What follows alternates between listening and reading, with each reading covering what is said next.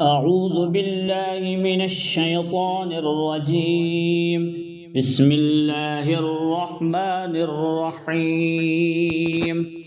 اللهم صل على سيدنا محمد وعلى آل سيدنا محمد صلاة تنجينا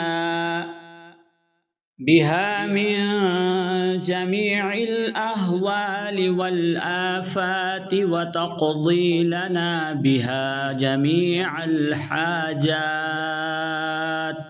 وتطهرنا بها من جميع السيئات وترفعنا بها عندك أعلى الدرجات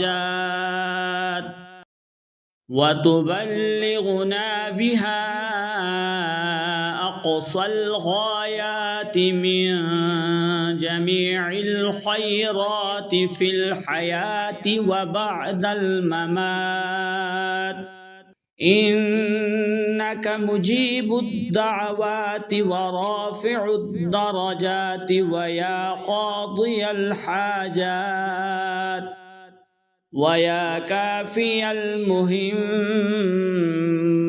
ويا دافع البليات ويا حل المشكلات أغثني أغثني أغثني يا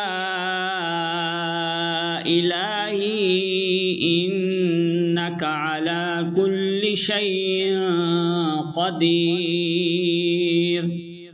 اللهم صل على سيدنا محمد النبي الأمي وآله وبارك وسلم